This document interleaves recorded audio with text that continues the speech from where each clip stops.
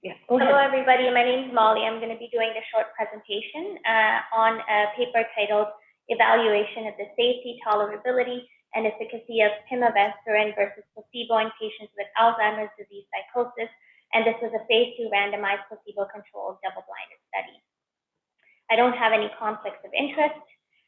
So pimavanserin is a selective serotonin 5-HT2A receptor agonist and it does not have any affinity to dopaminergic, muscarinic, histaminergic, or adrenergic receptors like other antipsychotic medications do. Postmortem and genetic studies have suggested that Parkinson's disease, dementia with Lewy body, and Alzheimer's disease, the psychosis of it might be associated with the 5-HT system, and that is why this study in 2014, which was published in Lancet, was done. It was studied the pimavanserin in Parkinson's disease psychosis. It was a randomized placebo-controlled trial. It was a 6-week trial in patients with Parkinson's disease psychosis. They administered pimavanserin 40 milligrams per day, and they matched it with a placebo, and it was administered at 52 centers, 2 of which were in Canada. They also did an MMSE, and the patients had to have a score over 21. Their primary outcome was antipsychotic benefit, and they assessed this using a Parkinson's disease adaptive scale for assessment of positive symptoms, and their secondary outcome was change in clinical global impression severity and improvement scale score. They also assessed the safety and tolerability of this drug. So the results of this trial, which was a phase 3 trial, indicated improvement at the 43 day mark, which is the 6th week, which was their endpoint, both in the SAPS-PD score, also in the change in the clinical global impression severity score, as shown on the graph on the left, and their secondary outcomes, which were the sleep, looking at sleep and caregiver burden, also showed a benefit. And so, based on this study, they FDA approved in 2016 this medication for Parkinson's disease psychosis. And so the theory behind this study is that the 5-HT receptor might actually be also a target for Alzheimer's disease psychosis.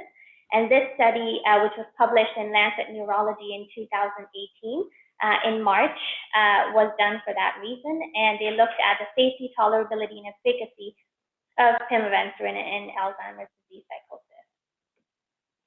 The study objective, like I said, was to look at the effective, tolerable, and safe treatment in patients with Alzheimer's disease. The study design, it was a randomized, double-blinded, placebo-controlled trial. The population, so they studied, this was done between January of 2014 and October of 2016. It was done through the Biomedical Research Centre for Mental Health at King's College London, and this includes a network of 133 nursing homes in the UK area. They included 178 participants in the intention to treat population after screening about 345 patients.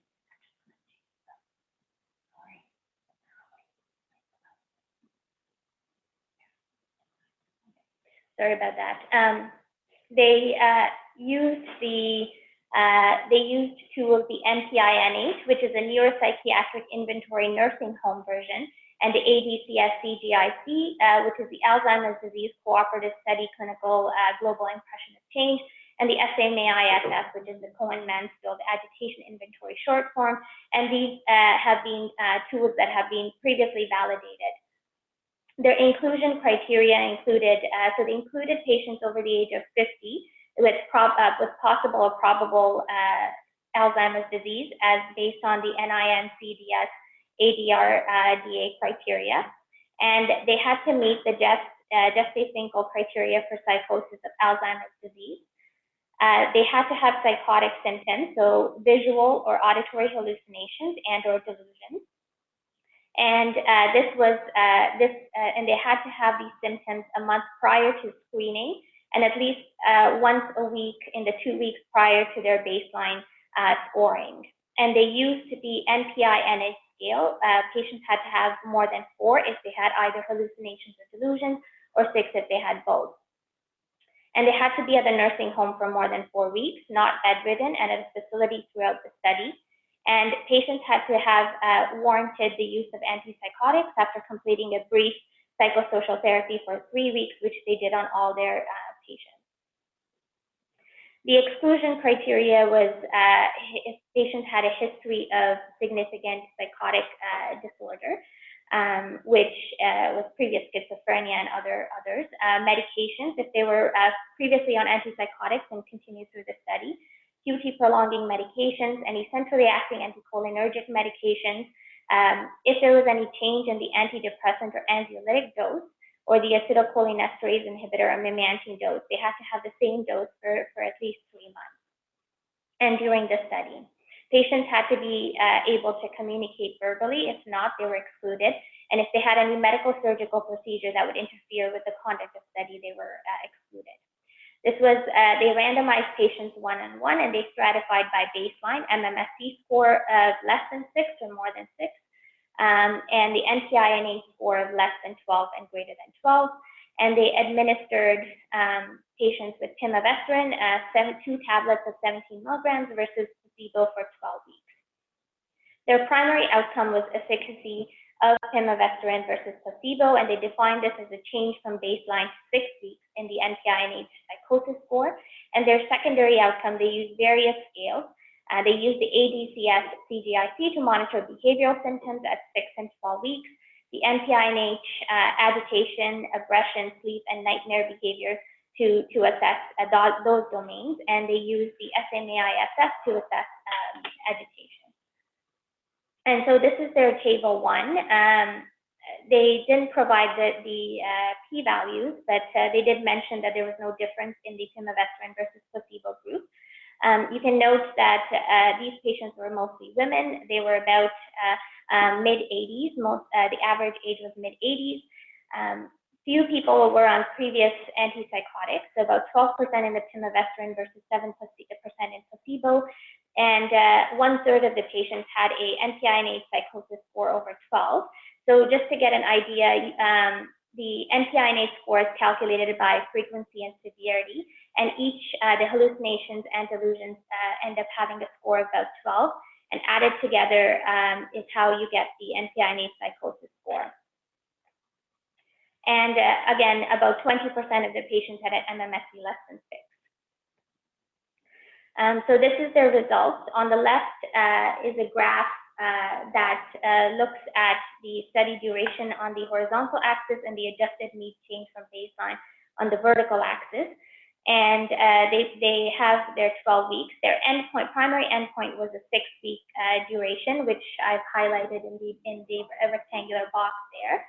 And you can note that they noted a difference of about negative 3.8 in the Pimavanserin versus negative 1.84 mean difference in the placebo group at the 6-week mark.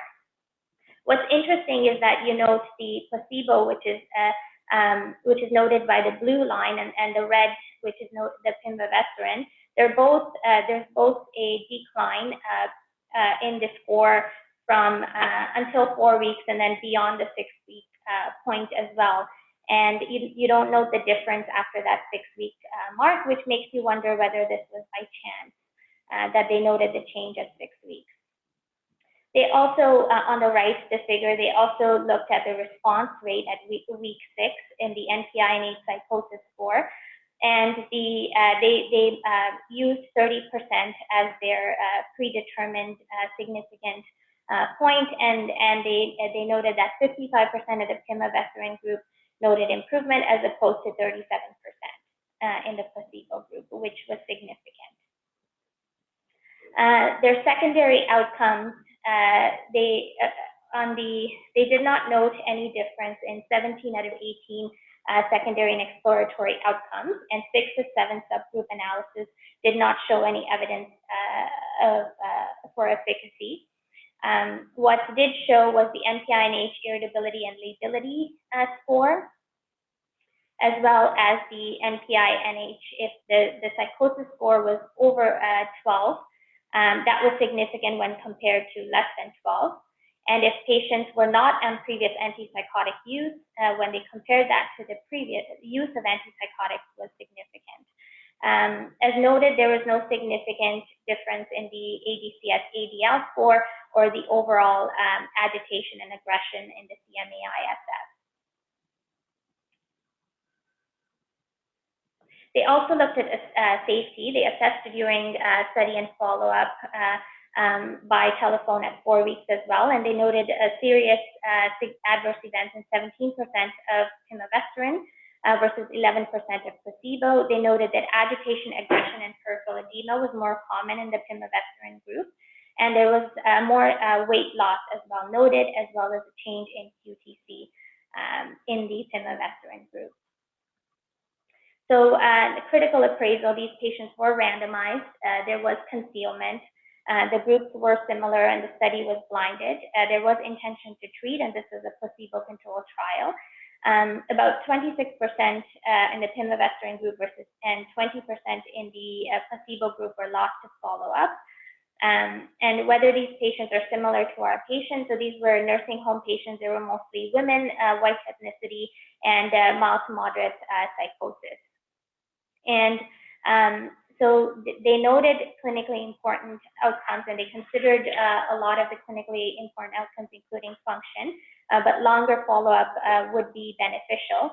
And it's unclear at this time whether the benefits are worth the harm. So the strength of the study, this is a double-blinded placebo-controlled trial.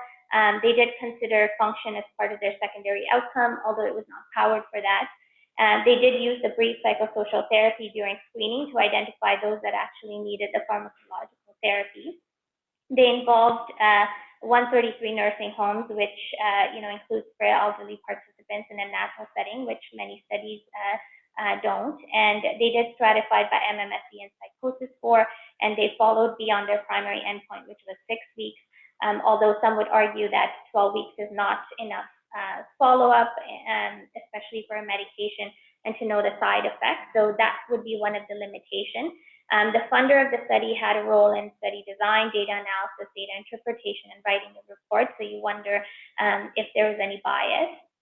And only a small portion of participants were previously prescribed atypical antipsychotics, and a small portion had severe psychosis, as noted by NPI-NH. And so whether they actually warranted treatment is also of question. And a significant proportion of patients were lost to follow-up by 12 weeks. And so in conclusion, they did note potential efficacy and tolerability of pimavanserin at the 6-week mark, and there was no difference noted in their secondary outcomes. Beyond the 6-week mark, they lost that efficacy, and so it's interesting that happened. And so psychotic symptoms, we know, tend to have an intermittent and variable course with a pattern of recovery and relapse, and wonder if that difference was by chance. And there may be significant side effects of this medication on our patient population, especially the weight loss and QTC. And a larger multi-center study would be necessary, and I think they're proceeding with a phase 3 trial for this. And I want to thank Dr. Alibi for his help with the article, and Eric for his slides format. Thank you. Thanks very much, Mauli. Let's open it up for questions. Mauli's given us some time, and let's go to Sinai. Shabir? So Mauli, the one comment I'll make that, or two comments. First of all, great presentation. The first comment is that you mentioned the overall effect and went through a number of important limitations. I think at the end of the day, it's good for us to realize that even with this sophisticated antipsychotic targeted agent, apparently the overall effect size is sort of small to moderate, and there are substantial concerns with these drugs. And so it certainly was not huge, super impressive reductions in symptoms. And the ongoing reduction in symptoms after the 6 weeks, as you pointed out, it is interesting, makes you wonder how much these drugs are really doing. And my other comment is, you commented that there were no p-value in table 1. So many experts, methodologists, statisticians, and trialists will recommend that table 1 should be presented on its own in a randomized trial without p-values, because small trials, the p-values may be misleading and they may not be abnormal or significant, but you may still have clinically important differences between groups. And in large trials, you may have p-values that are significant, but the differences are clinically unimportant. And so the better thing is really to look critically at the table 1 to see, do the groups seem reasonably balanced, and are there key characteristics that are not in table 1 that we would want to know? So just a couple of comments there for us. Yeah, thank you. What about over at Baycrest? For a great presentation. You mentioned it, but I can't help but emphasize it. When you look at the conflict of interest for authorship, there is a large number of authors. In fact, it's a bit surprising to me that we're working for this pharmaceutical company that had authorship. So, as I've mentioned before at these rounds, it's always hard for me to know what type of interpretation to put into that in terms of how much you weigh that into your consideration. It was a registered trial with REB approval, so it's just hard to know. And I guess it's that general comment that conflict of interest right now are just statements, and I think it's hard for us to know then how to interpret that. Thanks, Gary, for that, raising that point. Over at St. Mike's? Are we on? Yeah, well, I think we're on. Can you hear us? Yeah. Yes, we hear you and we see you. This is Andrea Ayabani here. I'm really glad that you guys are looking at this paper. It's really, I think about, from a practical point, some of the challenges in recruiting a sample like this. And you can kind of see this in the distribution, that they actually included quite a lot of people with relatively mild symptoms of psychosis, who are not necessarily people that we would always treat. And so when I look at this paper, I was really focusing in on that subgroup with the more severe symptoms, which are the population where we would traditionally be looking to use an antipsychotic or something else to intervene to address those symptoms. And that group did better than the group with relatively mild symptoms, as you might expect, but they don't actually do a full sort of subgroup analysis. They only show some of the mean differences, so you don't know actually if that group did better over the whole course of the trial. And I think it's really hard to recruit a large group of people with severe symptoms of psychosis and who are not on an antipsychotic already, right? The challenge that they had in recruiting that cohort, I think, is pretty big. So that was one thing that struck me about this trial, the challenge they would have had in the actual finding of this sample of people. And then I know a little bit about this. So this drug is being used quite widely in the United States right now with my colleagues in the U.S. for Parkinson's, and it's getting kind of mixed reviews. Like, there are instances where people's clinical experience are that individuals seem to benefit, and then lots of cases where it doesn't. So again, it's not going to be that. It's not going to solve the problem of psychosis in people with dementia. But there seems to possibly be a role for it in some select group of individuals from a clinical perspective. So I haven't actually gone back and reviewed the clinical trials in Parkinson's to say. But I know that there's been a lot of controversy recently in the media in the U.S.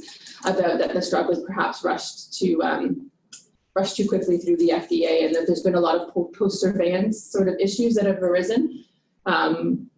Deaths but I guess it's one of those challenges. This is also a population that's at quite high risk of dying. The mortality rate, I think in this, was it like 20% or something in this study, or what was, I'm sorry, I can't remember the exact number, but people with advanced Alzheimer's disease who have psychosis are an at-risk group for death for a variety of reasons in the both placebo group and in the treatment group. So. Thanks very much for that comment. Just quickly, Doug has something to add? Just a comment. Molly, can you confirm if there was a subgroup or a global impression of change aside from the individual, quote unquote, objective scales simply a global objective of change, much like the cholinesterase inhibitors have some global assessments of subjective change? They did assess that, but they didn't find it. Any difference? Okay, thanks very much. Thanks very much, Molly. And we're going to switch over to Ken, who is set up to do the next presentation. So Ken, you go ahead and share your desktop. Terrific.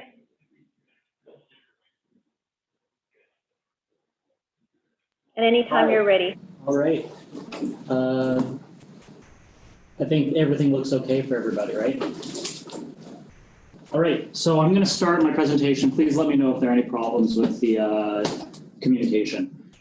I have a long presentation today, and the study that I chose was a secondary analysis of a quality improvement project known as the Capable study. And the question that they asked was whether or not their quality improvement intervention saved money. I'll start with my disclosures. I've received consulting fees from Care. It's a home care agency, and I'll go into my presentation from there.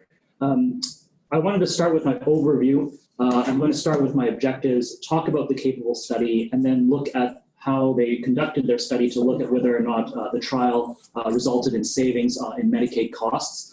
I'm going to talk a little bit about the principles of economic evaluation. I'd like to thank Dr. Alibi and Dr. Nagley for some of their resources. This was one of the interests of mine. I was curious to try and provide something with an economic study, just to see how they conduct these studies, and then we'll move on to critical appraisal of the study and then move on to questions. So by the end of this presentation, we should be able to have some discussion about the mechanisms about how preventive home visits might improve patient outcomes, and then talk about some methods that can be used to conduct cost-effectiveness studies, and then also look at the main considerations that we should make when we're trying to critically appraise these types of trials. So I'll start off with the Capable study. This was a study that was published in 2016 in Health Affairs, and basically it was a study of a quality improvement intervention where, unlike other home visit interventions, they focused on a nursing and occupational therapist-led intervention, and they included a new team member, a handyman, to basically help with some of the problems that they were coming across. This was Ken? Yes? Can I just ask you to adjust your microphone a little bit? Could it be closer to you? Closer to me. How's the volume now?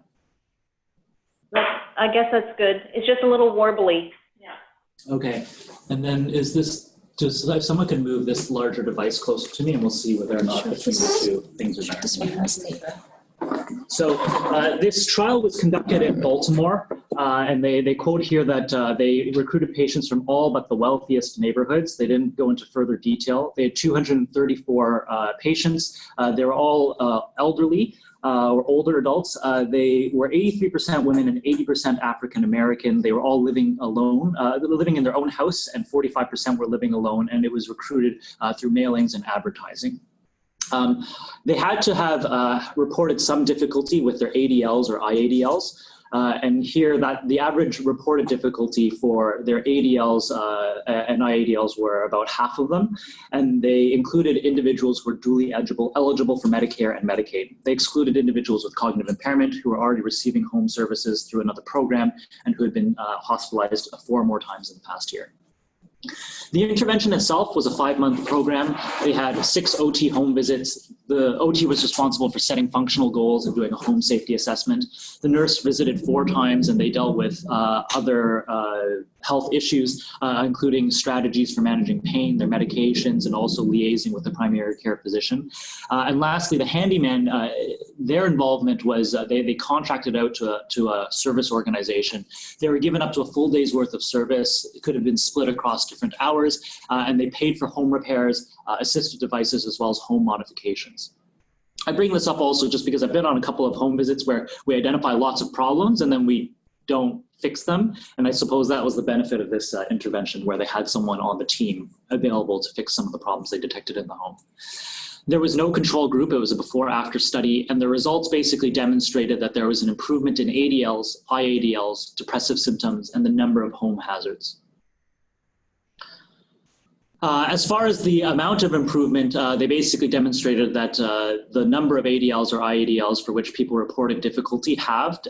They demonstrated improvement in depression in about half of their patients. And when the occupational therapist indexed the number of home hazards at the first visit and then the last visit, they noticed that there was a reduction. I'll highlight here, though, that when they reported the results of this study, they didn't provide p-values or confidence intervals, and you can see from the standard deviations that they're really quite large. They're really quite wide, so I don't know whether or not these are statistically significant differences. They computed the cost of this intervention, and they looked at the home visits, the mileage, the care coordination. They were pretty robust in terms of looking at all the things that could cost money from their intervention, and they calculated that over the 5-month period, it cost about $3,000. To quickly sort of, this is almost like a short form presentation of the initial study. Again, the critical appraisal is that this was intended as a quality improvement project. There was no comparator group. It was non-blinded assessment for their outcomes. And then the outcomes are poorly reported with poor statistical analysis. There is an RCT pending. Apparently they're going to publish sometime this year. I couldn't find the authorship for this pending RCT. So with that in mind, the question was whether or not this would benefit Medicaid. That was the question that this article proposed. And so this article was published in JAGS, and the same authors, basically the same lead author wanted to ask the question about whether or not there were cost savings to Medicaid with this preventive home visit program. Now, I'll preface by saying in any economic evaluation, it's highly dependent on context. And so I had to read up a little bit about Medicare and Medicaid, and I provided this information to help people appraise whether or not this is a comparable system that we're looking at. So Medicare versus Medicaid, there's, as I mentioned earlier, one of the enrollment criteria was that people had to be duly eligible for both Medicare and Medicaid. So in the US, Medicare is the federal health insurance program for those greater than the age of 65, and you do have to still pay deductibles and monthly premiums. If you are low income, then you're eligible for Medicaid, and so these individuals, based on their income, will have their health care paid for. If they happen to be duly eligible, then their premiums for Medicare will be paid for. To be eligible for Medicaid, you have to live basically close to the poverty line. It's about 134% in Maryland of the poverty line, and that comes out to about $16,000 a year that you're making. I'll remind you that average income for seniors in Canada is about $2,000 a month, if I'm not mistaken. So it's a fairly comparable population to an older population who is lacking in money. So again, for this study, it's the same population because it's the capable study participants, and the intervention is the same as mentioned before. But here the control is different. They set up a control where they basically did a staged match. What they did was they tried to find individuals who lived in a zip code from which a capable participant had been drawn, and they matched 10 individuals who lived in the same zip code based on similar Medicaid billings in the past 3 months, as well as having a propensity score matching for age, Medicaid billing status, race, and comorbidity. So propensity scores, I think, have been reviewed in another journal club, but here they're trying to basically summarize whether or not they're similar based on all of those parameters and identify individuals who are like that. They removed individuals who had long-term care billings based on the administrative data because an exclusion criteria for the capable study was that they were living in a nursing home, and they presumed that if there had been any nursing home billing that they must have lived in a nursing home. They excluded just something like 10 patients as a result. The outcomes that they were looking at were difference between groups in the average monthly Medicaid expenditure. And the secondary outcome that they looked at was basically within Medicaid expenditures, there's several indexed types of costs, and they were trying to see whether or not there was a difference between those categories. Now, they conduct an interesting statistical analysis, and I suppose I could talk a little bit more about each one in turn if we would like, but suffice to say they used something called, they say that they used a Markov model. I emailed the authors, and their statistician responded by saying they probably just used a decision analysis tree. And then they used something called a finite mixture model and a Monte Carlo simulation to crunch their numbers. It sounds kind of complicated. The Markov model is this basically, I won't get into it unless people have questions. I'll try and summarize it as simply as possible. Basically what they did was that they used something called, they used a decision tree where they tried to look at, for somebody who was in either group, whether or not they were intervened upon with the capable trial or not. They tried to see what sort of expenses they might had, and then what they did was they tried to model, using the data that they had, how many people what those expenses tended to look like. What was the distribution of those expenses? I'll probably get into it in a little bit more detail when I look at when we look at some of the data.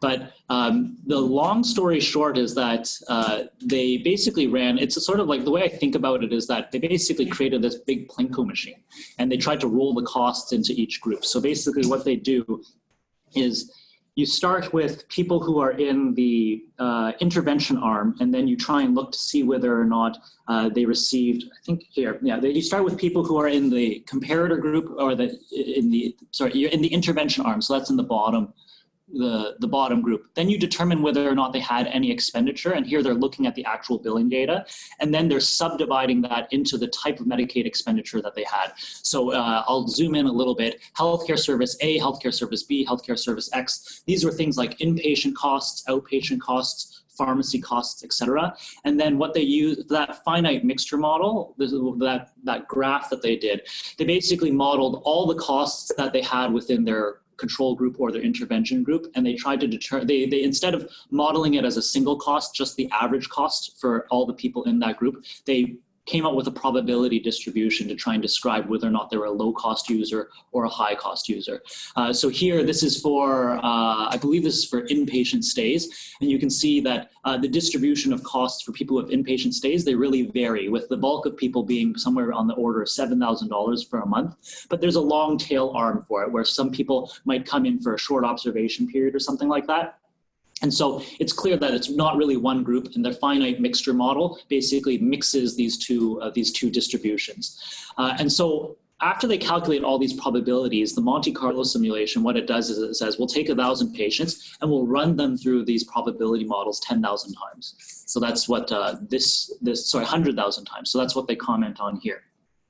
And basically it functions like a Plinko machine. So you take these 1,000 patients and you try it one time, you run them through, and you see basically what sort of expenditures they have based on their probability, and then you multiply the cost of those expenditures back in to see what the cost was for that group. And they do that 100,000 times to basically try and find out what the distribution is. So basically when you drop them through this Plinko machine, you try and see how many people end up with inpatient costs, with pharmaceutical costs, etc. And then even within those pharmaceutical costs and inpatient costs, you're trying to determine whether or not they're low-cost users or high-cost users, and you're using that distribution to see whether, to basically for each individual, you're computing a cost, and then you add up that tally, that total, to find out what the cost was for the intervention arm versus the control arm. So it's pretty complicated analysis, and I can talk a little bit about the benefits, the statistical benefits of it, but so I think I'll pause there and we can leave that for the question period.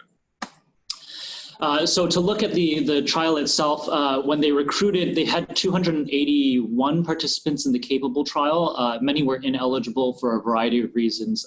They didn't consent, or they didn't attend their first appointment. And then they comment they did lose some participants. They lost 77 because they couldn't find them in the billing system. And they commented when they tried to do a socioeconomic analysis of them, basically on their demographics and their costs, they found that they were missing at random. They don't comment further on that. So there are 204 in the final sample. They matched 10 individuals to those 204. I don't know how they ended up with 2,031. I guess it should be 2,040. I don't know where the 9 went, but they excluded 18 due to nursing home billings as pre-specified. By baseline characteristics, they are fairly similar. Again, they matched on a propensity score for age and chronic conditions, as well as their eligibility. And so you can see that their matching worked. They're fairly similar between the treatment and control groups. And here you can see in their study results, this is a look at the probability of health service use. So again, that Plinko model, remember, you're thinking, did these people who were in the treatment group end up getting one of these services? This is the table that looks at to see whether or not the treatment group versus control group got those services. So for any service, the treatment group received less, and it's clear, you can see it's 25% versus 44%. The treatment group generally had fewer inpatient stays. There's something funny with their p-value score for specialty care. It looks like they received the same amount, 74% and 75%, yet the p-value is 0.001. I emailed the authors, but they didn't respond by the time of this presentation, just to ask whether or not that was an error in their article. Aside from that, you can see that there's a little bit more outpatient and dentistry care in the control group, and there's a little bit more home health care in the treatment group, which I found interesting. It made me wonder whether or not these patients who had received some home services now had greater access to home services, or somehow there was some sort of change in their ability to access it, so they end up receiving more home health. So by use, less inpatient stays, a little bit more home health care, and a little bit yet less outpatient care. Now, going forward. The question then becomes one of cost. So as mentioned earlier, the intervention cost about $2,825. They provided more detail about the hourly rates for each of these interventions. So the OT was paid $50 an hour, and the RN about $45 an hour. And then the mileage costs were about $50 a mile that was paid out. And then the handyman time and supplies, that was about the $1,300 that I had mentioned earlier for repairs and materials. The health service costs, the next set of tables basically demonstrate what the average is for the low cost and high cost users. I wanted to present them. They're fairly detailed, but I'll go through them slowly because I want, when we critically appraise, we want to consider whether or not the costs are comparable to our setting. So here you have long-term care costs, inpatient costs, outpatient costs, and then physician costs. And you can see here that for long-term care, it seems to be comparable at least to a Canadian setting.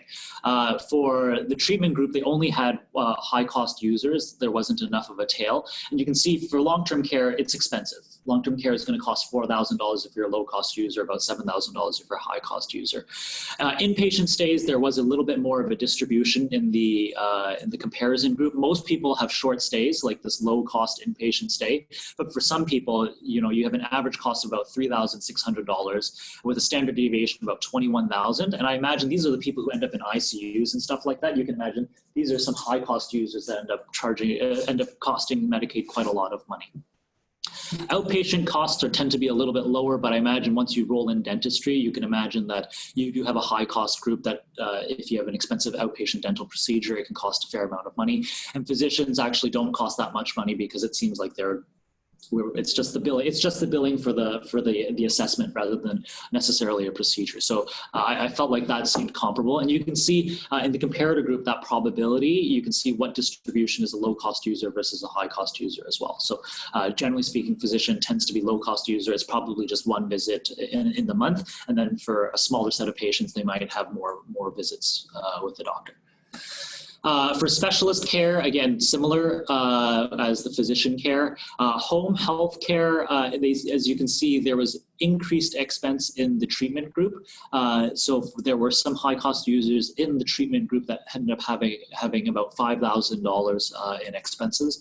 And then for pharmaceuticals, for whatever reason, the treatment group, the average, it seems like they really didn't spend that much money on drugs for the treatment group, or the Medicaid was not billed significantly for the treatment group. And then for the capitation model, no one in the treatment group was part of a capitation program, whereas there were some people who were involved in the comparator group. So once you run, so with those, so you basically take those costs and you multiply that by the probability that they used the service, and you do it for every single individual run through this model, and you end up with this distribution curve. And so here they comment, this is the conclusion of their trial, that there was cost savings, that they saved about $867 a month. Interestingly, their 90% confidence interval crosses zero. So they say it's anywhere from $2,000 to $300 saved to $385 costing more in the treatment group. And this is basically the distribution that you get from your Monte Carlo simulation. This is how the secondary outcome, where they break down the cost by the type of expense. And in the treatment arm, you can see that there's fewer inpatient costs, and that is what makes up the bulk of the savings. This is the total. So when you multiply the previous graph by 1,000, this is the total cost for a suspected cohort of 1,000 people. And then again, this is sort of the numbers crunched out or written out for people to look at. So for 1,000 people, about 0.8 million saved. So how do you critically appraise a study like this with the analysis and the costs? How do you methodically go through? So it's actually quite similar when you do an economic evaluation. You're asking the question, is the study valid? In other words, is it internally valid and externally valid? So in a clinical trial, you look at whether or not the outcome truly happened to these patients and whether or not your outcomes are actually the relevant outcomes that you're looking for. So for example, in a stroke trial, are you looking at function afterwards? Or you're just looking at mortality? You're asking, did you choose the right outcomes?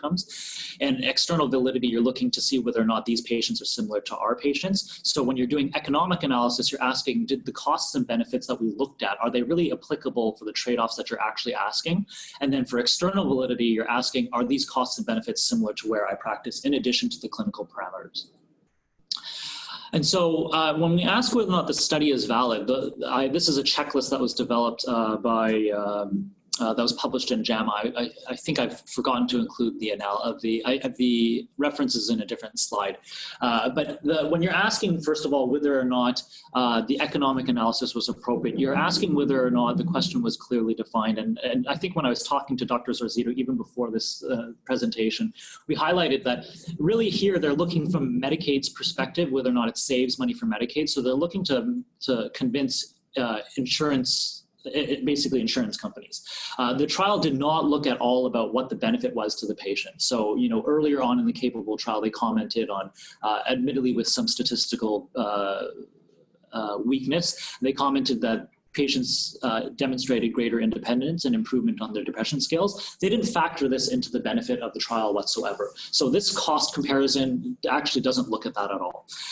However, it is beneficial, and there's some commentary that if you're demonstrating that there's cost savings overall, you kind of don't need to ask whether or not there's benefit because you're not paying for the benefit. In other words, you're making a case that you've saved money for both the insurance company and you've made things better for the patient. So you technically have a win-win scenario. So it's actually, apparently it's reasonable to basically state that you're not looking at the benefits because your cost actually ends up being neutral. So this is a situation where from a cost standpoint and a benefit standpoint, you don't need to actually perform further analysis because you don't need to evaluate how much it costs to improve an ADL because it didn't cost you anything because you have savings overall. So I said that based on that appraisal, I figured that actually their economic comparison is fairly valid as long as we accept that it's looking at Medicaid's costs, and based on the result, they don't need to extend further analysis. This is actually greater support for their intervention rather than this.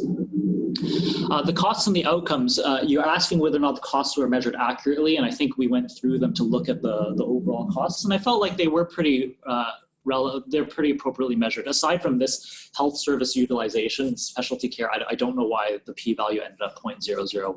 But I thought that the costs and the outcomes were properly measured and valued.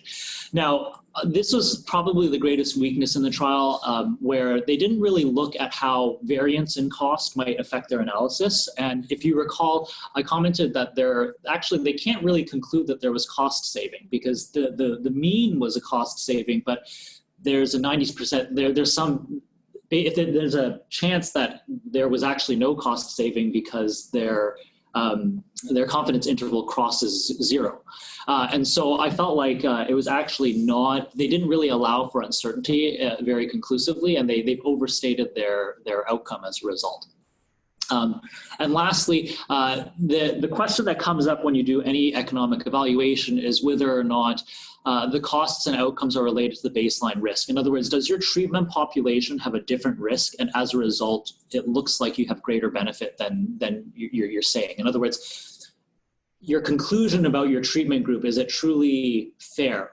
And here, I said that you can't really tell because you're dealing with a fairly select population in Baltimore. They said that this was a trial in disabled older adults, but you're also dealing with a primarily African-American population, primarily female, living in Baltimore, and there's lots of nuance associated with that they didn't control for. They looked at clinical parameters and comorbidity, but they didn't look necessarily at utilization pattern, which would be highly predictive of whether or not they end up being inpatient users, et cetera. So it's really hard to say that they have cost savings as a result of this population when it could have been cost savings because it was a high utilization group for like they tended to have 3 inpatient stays in the year before as opposed to the 4 for which they were excluded. When you look at the results, again, we've already examined them, and I think I did it fairly closely already, so I'm going to move through them just mindful of time. Again, I commented that there's this home health care utilization that's a little bit higher in the treatment group. But again, the costs and the outcomes seem pretty fair. The incremental costs and the outcomes, I felt like you couldn't tell whether or not there was this one I commented you couldn't really tell because of some of the discrepancies that had been pointed out already with regards to utilization, like the low pharmaceutical costs in the treatment group as well as the higher home healthcare costs. So it's hard to tell whether or not it's actually representative of the population. And then how much allowance for uncertainty, again, I commented that they didn't really factor in their 90% confidence interval well. Lastly, and I think this is the point that I'd like to open up to discussion shortly, but will this result help in caring for our patients here? So here, it's clear that the treatment benefits based on the initial capable trial is that clinically there seems to be benefit, even though there's some statistical equipoise as to whether or not it's beneficial. I think what's least certain, and again, I'd like to talk about, is whether or not our patients could expect similar health outcomes. It's very, very hard to say. A U.S. system has different coverage and also different social supports. And I think that this is, a common problem, in any sort of economic evaluation. It's really, really hard, obviously, to get greater comparability, but still an interesting result and something worthwhile thinking about. And so the end critical appraisal, the strengths were that they used a novel home visit intervention that satisfied at least a felt need that I've experienced in my clinical practice, where individuals have home repair needs that I'm not able to fix myself, nor do I know who to refer to. Second, they used robust real-world data, and so while there was a limitation on the previous result where you don't know whether or not the ADL and IADL improvement is valid because it was all self-reported, this is looking at real-world economic data. So Medicaid was billed these amounts by and large. And so the savings are actually fair savings. And the Monte Carlo simulation basically forms this distribution function, which allows you to compute uncertainty, which is a strength of their study, though they don't draw, I think, fair conclusions from the Monte Carlo simulation and the uncertainty that they did end up calculating. The limitations, again, the proposed cost savings are overstated. They didn't acknowledge that the confidence interval crossed 0. And then there's also, they concluded actually that they saved $10,000 because they say if you save $867 a month, and you multiply by 12 months, and you're going to save $10,000 over the year, and then your intervention costs about $3,000, so you'll save $7,000 a year. You can't actually do that. The Markov model is actually supposed to solve that problem by recognizing that month by month, you might have reduced costs because it changes per person, but they didn't run that in their simulation. So it's a little bit overstated. Benefits tend to discount over time, and that's a generally accepted strategy in economic evaluation. And lastly, again, really robust for the American setting because they used American economic data. Hard to figure out how to interpret it in a Canadian setting, but promising, or at least interesting, and something that could be presented to decision makers in the future. Again, the objectives of the presentation were to discuss mechanisms by which preventive home visits improve patient outcomes. And I think it's interesting that they looked at this cost data and how it affected inpatient stays, as well as all this other sort of expenditure. I've talked a little bit about methods for conducting. It should be economic evaluations. And then lastly, the main considerations for critical appraisal. You want to look at both the internal validity of the costs and benefits that you've chosen and whether or not it represents the question you're trying to ask. And then external validity, whether or not the costs and outcomes are also representative of your population compared to theirs. So. installing a really nice grab bar in a really nice bathtub. Questions and comments? We've got 10 minutes. Thank you so much, Ken, for tackling this economic paper. It's something different for us at Journal Club, and it was a great presentation. I'm going to turn to Gary first at Baycrest, because Gary has considerable experience in economic analysis. Gary, do you have any questions or comments for Ken? Thank you, Ken, for trying to tackle this paper. Do my best to organize some of my thoughts around comments. I mean, one of the things when you start an economic analysis, I guess two main things you want to consider is what type of economic analysis. So this is a cost effectiveness. One might rightfully question whether it would be best to be a cost utility analysis that would include quality of life considerations. So that's one issue. You touched on this. You should be stipulating up front what is the viewpoint of the analysis. It seems from what I can gather that this was from a payer perspective or viewpoint. The reason the viewpoint is important is it depends what costs are included or not included. So when you do it from a payer perspective, obviously you just include costs to the payer.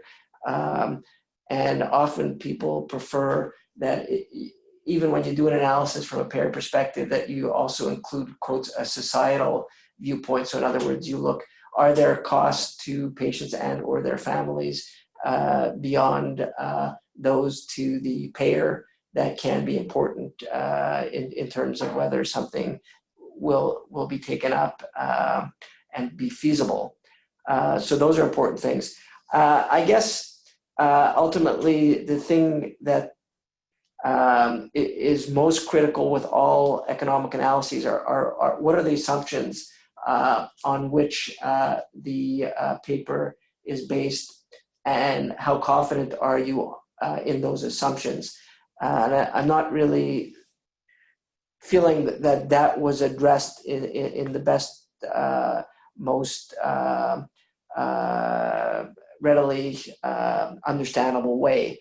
And the one that's of biggest concern to me here is we're starting from a quality improvement project with no control group, where simply having a lot of people visit someone who may not have a lot of access to getting out of their living circumstance can have substantial benefits for them. So there's no, we don't have a control group. So to know that it's effective is impossible to know. And then here they used propensity scoring to match people, although you can correct me if I'm wrong, I didn't get the sense that they matched them that much by things like comorbidity and functional status, but more according to cost utilization, which would be somewhat concerning to me. But then I guess at the end of the day, it comes to a key aspect of cost effectiveness analysis is to do extensive sensitivity analysis that allows you to establish how much confidence do you have in the sort of point estimate of the outcome of the cost effectiveness analysis. And you particularly want to do sensitivity analyses on variables to which you have the least confidence. And I don't have the sense that this paper did extensive sensitivity analysis to allow you to be confident that this is likely cost saving. But again, that was based more on a cursory review of the paper. So those are some of my comments, and I'd certainly be interested in Shabir's comments as well about this.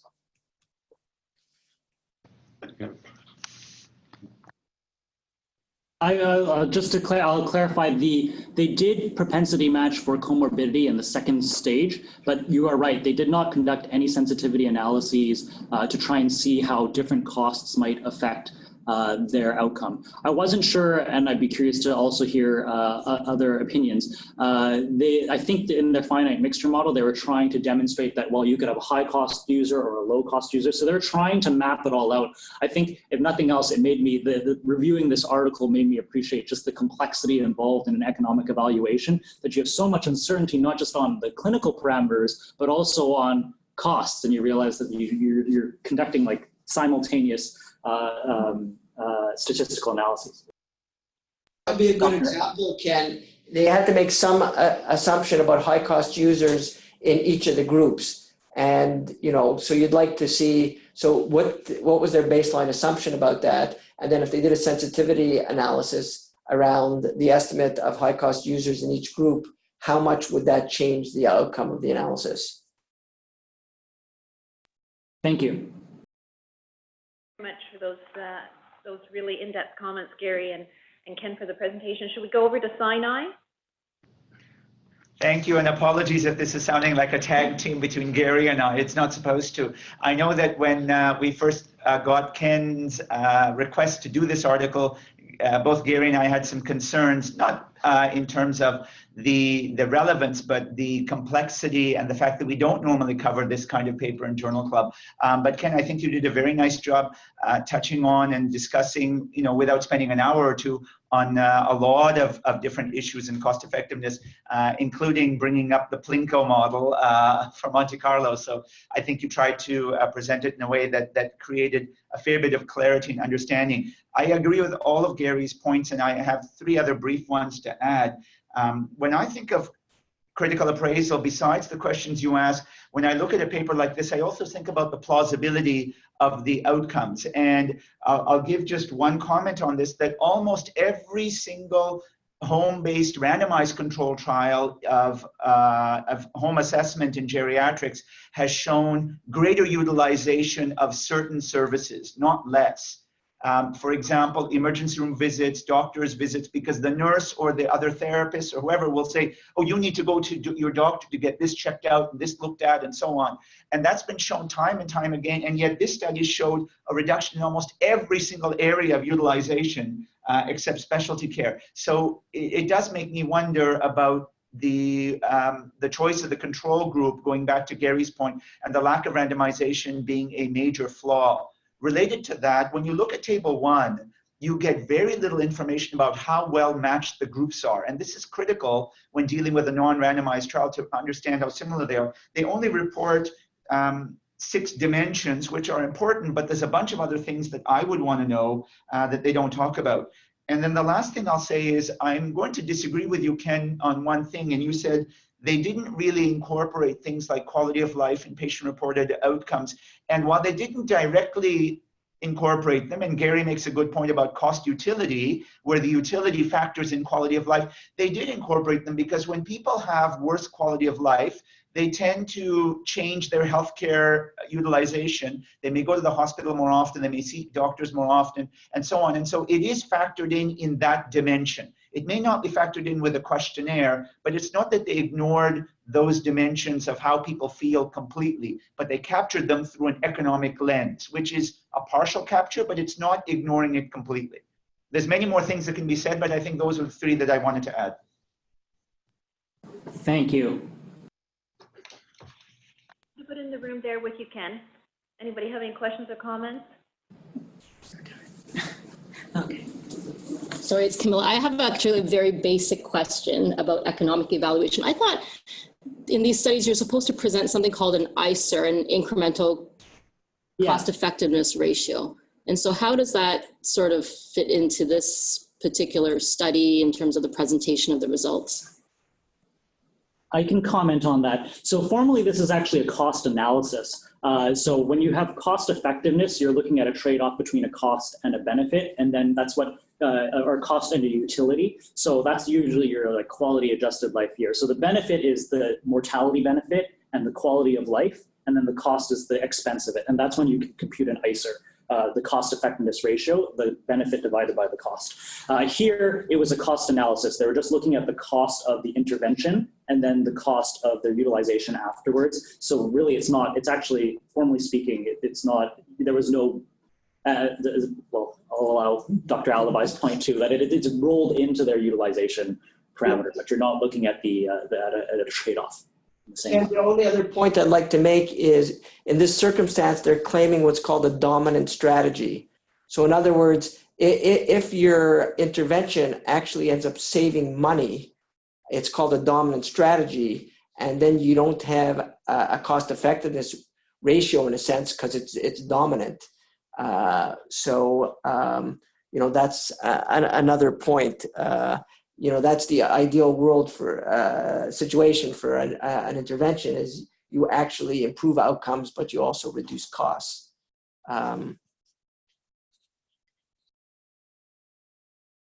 So we're reaching the end of our time together, and I want to thank Ken for bringing this paper to us at Journal Club. It sounds like it's the right topic for a follow-up session, maybe led by one of the faculty, to bring us up to speed on some of these issues in economic analyses. So Gary, maybe we'll follow up with you later. And I want to thank everyone for joining us today, and to our two presenters, Ken and Mauli, and for overcoming once again some of our technical difficulties at the beginning. But great job to both of you. Thanks everybody. Have a great day.